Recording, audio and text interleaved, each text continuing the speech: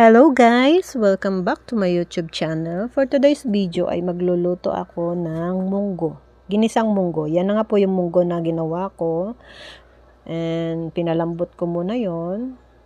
Tapos nagayat ako ng bawang sibuyas. Ayan po yung bawang.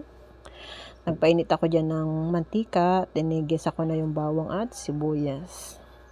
Pagkatapos naman po itong magisa ay lalagay ko na po yung kamatis. Masarap po sa munggo ang may kamatis. Yan. Kapag nagisa na yung kamatis, isusunod ko naman po yung pinalumbot kong munggo. Yan nga. Igisa muna hanggang sa ma-absorb siya ng konti ng gisa. Naglagay ako dyan ng paminta. Masarap po ang may paminta sa niluluto. May sipang anghang.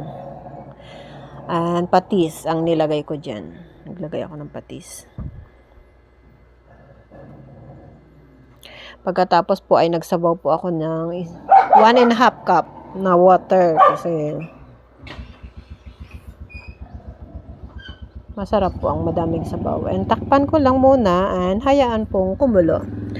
Sa bandang ito naman po ay nagprito ako ng galunggong. Galunggong ata ito, malilit na isda. Ito ay masarap po sa munggo, ilagay ko mamaya. Ito po naman ay sotanghon. Noong naluto na ang munggo, inilagay ko na ang sotanghon. And antayin ko na lang po na medyo maluto na rin ang sotanghon. Vermicelli yun. Tapos yung prinito ko kanina na isdang maliliit.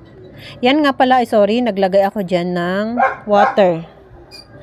And ito na nga po, tinakpan ko lang, sorry. At ito na nga po ang maliliit na isda. So, paluto na siya, naprito na siya. Isasahog ko dito mamaya sa munggo. Hinango ko lang po ang kalahati at ang kalahati naman po ay isasahog ko din. Masarap po ito. May munggo na and may pritong isda. Meron nga pala akong gulay na nilagay dito. Ito ay, kung familiar kayo dito, ito ay saluyot. Masarap po ito. Lumaki na ako sa ulam na ito, saluyot.